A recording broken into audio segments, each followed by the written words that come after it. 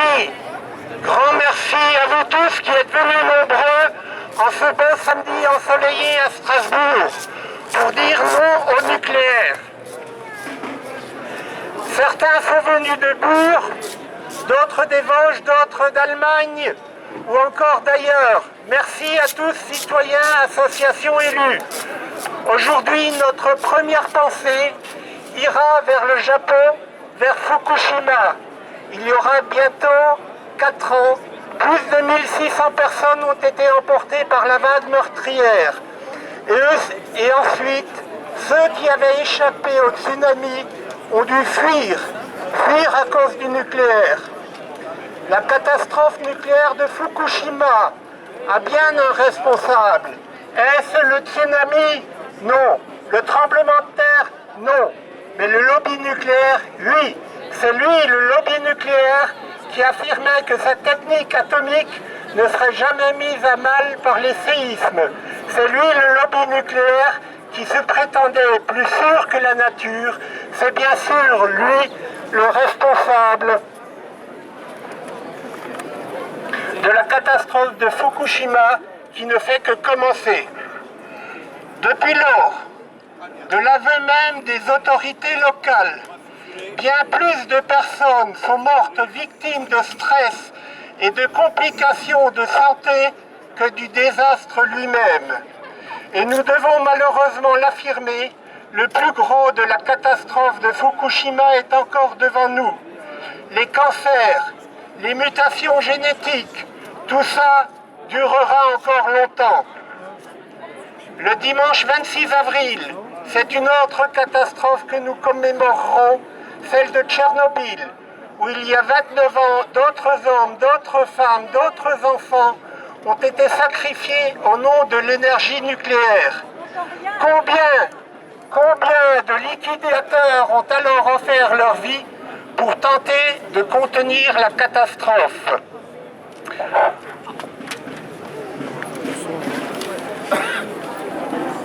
En 1986, le tout nucléaire était déjà devenu la religion d'État en France. À l'époque, on nous affirma que le nuage de Tchernobyl s'était arrêté à la frontière. Et nombreux sont ceux qui avaient fait confiance à la parole publique. Aujourd'hui, 29 ans plus tard, il y a encore des politiciens qui croient à l'atome et qui nous affirment que fermer Fessenheim nous conduira à nous éclairer à la bougie. Le plus célèbre d'entre eux est le député de Fessenheim, M. Michel Sordi, qui vient d'être nommé membre du Haut Comité pour la transparence et l'information sur la sécurité nucléaire par décret du 26 février 2015. Celui-là même qui nous annonçait que les trains s'arrêteraient de circuler si l'on en venait à fermer Fessenheim. Mais braves gens, cela fait 8 jours que Fessenheim est en arrêt complet. Et pour une raison fort simple, cette vieille centrale grabataire est atteinte d'incontinence, elle fuit de partout. On devrait pouvoir en rire, mais la situation est désormais plus grave que cela. Devenue emblématique de la sortie du nucléaire, Fessenheim fait l'objet d'un incroyable acharnement thérapeutique de la part d'EDF, qui ne veut en aucun cas laisser la vieille dame s'éteindre alors que son heure est venue. Car fermer Fessenheim, c'est bien entamer la sortie du nucléaire, cette sortie que nous appelons tous de nos voeux. François Hollande, notre président de la République, n'a cesse de nous le répéter. Fessenheim sera fermé avant 2017, enfin avant la fin de 2016, enfin avant la fin de son mandat. Enfin, il semblerait que ça dépende aussi de Ségolène, qui elle nous dit que ça dépend d'EDF, qui n'envisage rien tant que le démarrage de Flamanville n'est pas assuré, qui lui n'a de cesse de prendre du retard. Bref, ils sont à la tête de l'État et ils ne savent pas au juste quand fermera Fessenheim. L'État est pour sa part actionnaire majoritaire à 84,5% d'EDF, mais seulement pour nous faire payer les travaux pharaoniques de maintenance et pas pour décider réellement. Un calendrier clair pour une fermeture très rapide, voilà ce que nous exigeons. La mise à l'arrêt pourrait être encore plus rapide. Il suffirait de ne pas redémarrer cette centrale qui, depuis 8 jours désormais, a prouvé à toute l'Alsace, à la France, à l'Europe, son inutilité. À propos d'Europe, tous nos voisins sont inquiets. Madame Barbara Hendricks, la ministre fédérale de l'Environnement d'Allemagne, a écrit le 12 janvier à Ségolène Royal pour lui demander solennellement de prévoir l'arrêt de Fessenheim à une échéance aussi rapide que possible. C'est que désormais, l'on a bien compris que la centrale de Fessenheim concerne les populations au-delà des frontières. Je voudrais ici avoir aussi un mot pour la presse. Nous commençons à nous rendre compte de certains frémissements. Nous commençons à observer de plus en plus de médias qui parlent du nucléaire, qui parlent de Fessenheim, qui ne font plus une confiance absolue à EDF et qui ont compris que l'autorité de sûreté nucléaire ne communique que ce qu'elle veut communiquer et pas toujours en temps réel.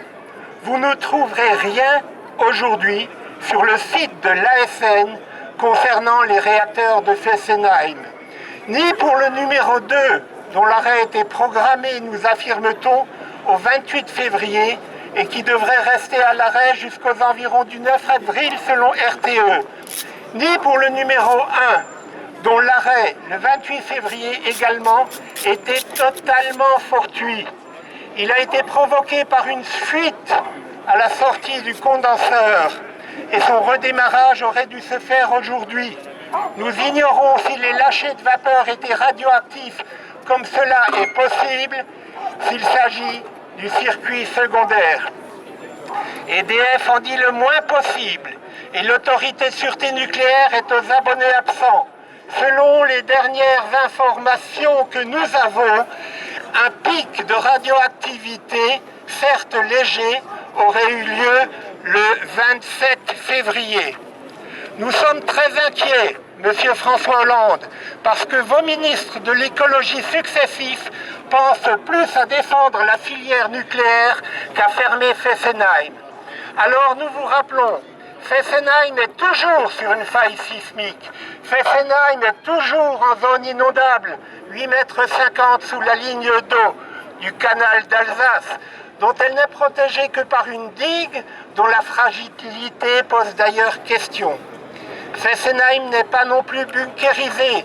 Sa salle de commande et ses piscines de décontamination sont particulièrement vulnérables, alors que sa position en bordure de canal et son caractère emblématique en feraient une cible de choix. Fessenheim ne résisterait pas à une chute d'avion et le radier de Fessenheim, bien que légèrement renforcé, ne résisterait qu'entre 40 et 60 heures à la traversée du Corium, alors que la plus grande nappe phréatique d'Europe coule 3 mètres sous la centrale et risque d'être définitivement polluée. On est dans le délire le plus total. Même lorsque les préfets organisent des exercices de sécurité, ils n'osent pas tenter l'évacuation. C'est qu'en cas d'accident à Fessenheim, nous serions 7 millions d'habitants à évacuer dans un rayon de 100 km. Naoto Kan, Premier ministre du Japon, apportera ce soir à 20 h, dans le film libre de Jean-Paul Jot, au Colisée, son témoignage. Lui aussi croyait en la suprématie de l'atome. Et aujourd'hui, Naoto Kan est devenu, comme nous tous, anti-nucléaire. Certes, on en rêverait, mais nous ne vous demandons pas autant que cela, Monsieur Hollande. Nous vous demandons juste de respecter votre promesse. Fermer Fessenheim sera la première étape de cette sortie du nucléaire que nous appelons tous de nos voeux. Ensuite, quand vous aurez fermé Fessenheim, vous comprendrez rapidement qu'il est facile d'en sortir. Ségolène et François nous diront alors de concert Il a suffi de le vouloir.